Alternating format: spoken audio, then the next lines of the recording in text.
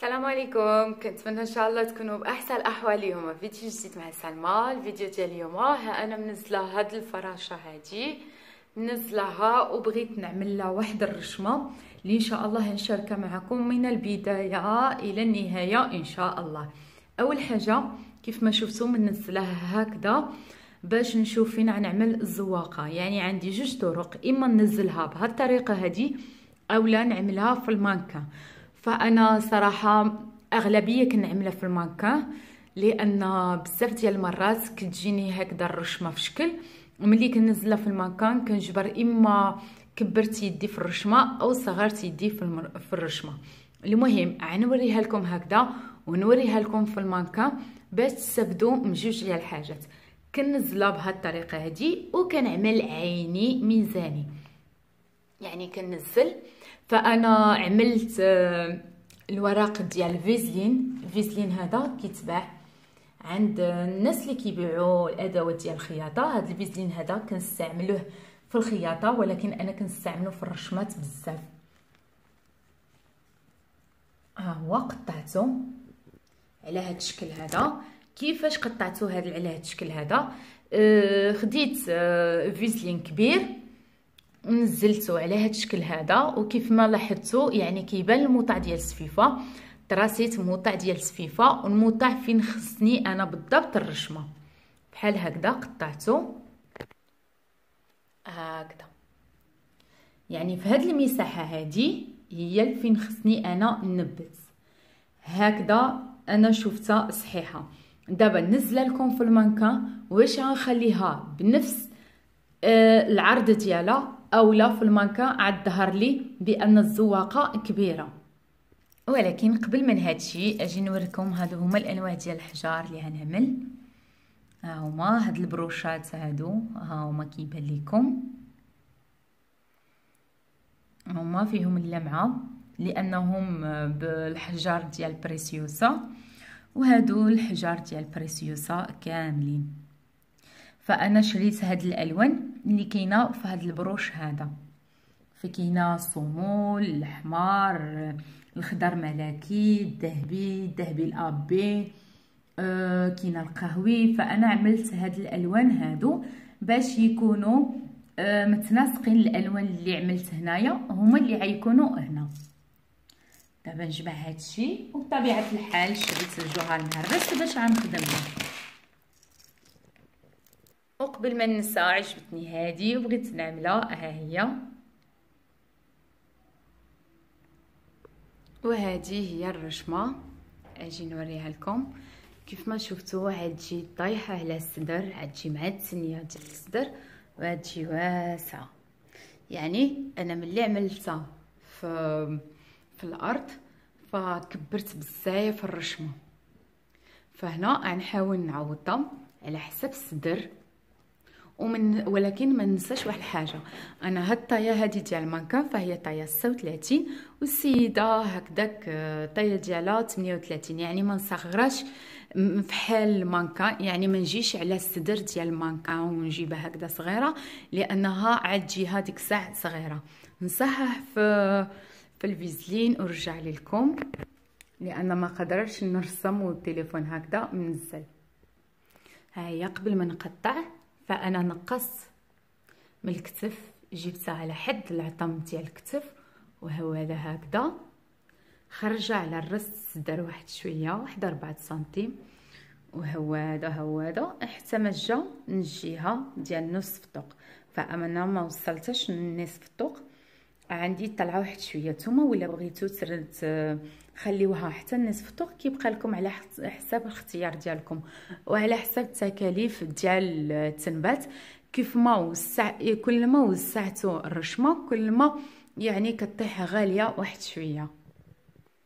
وها انا نقص منها. ها نتوما كتشوفوا عتجي الزواقه هكذا واسعه، في نفس الوقت عتجي مع الموديل مزيانه. المهم الطريقه كيف ما شفتوا الطريقه سهله ومبسطه باش وريتكم كيفاش نخرجوا الرشمه. دابا نوريكم ان شاء الله كيفاش غنخرجها، ولكن ماشي دابا الوقت. دابا الليل على الناس، وان شاء الله ملي نفيق في الصباح نكمل معاكم. يلا مع السلامه. ها انا رجعت لكم.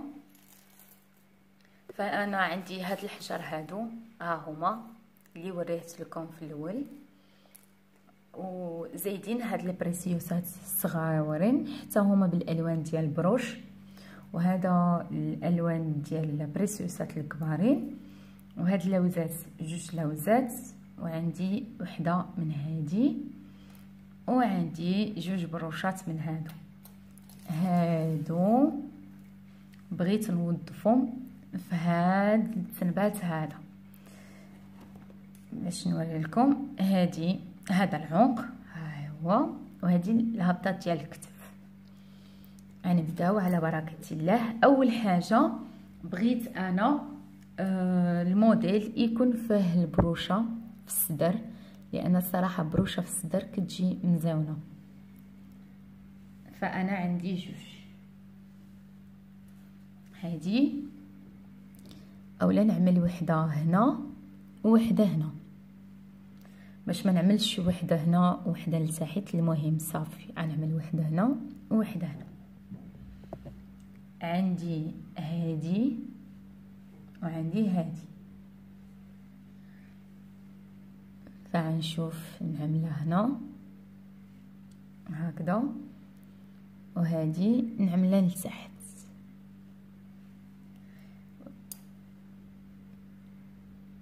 اولا هادي نعملها العكس هكذا.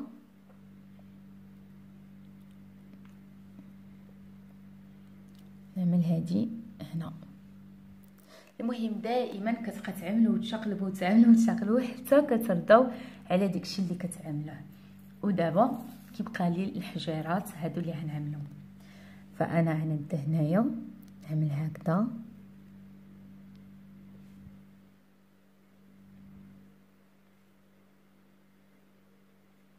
فهنا كنرسم عادي. ديك الساعه كنرجع نرسم مزيان.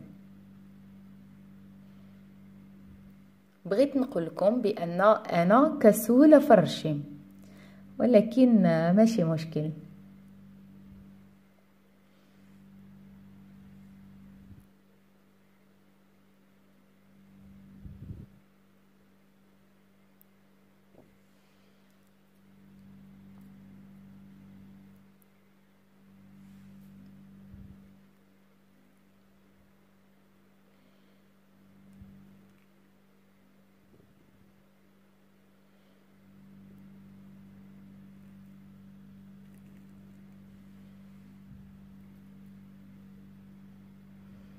كيف ما لاحظتوا بهذه الطريقه هذه كنخدم.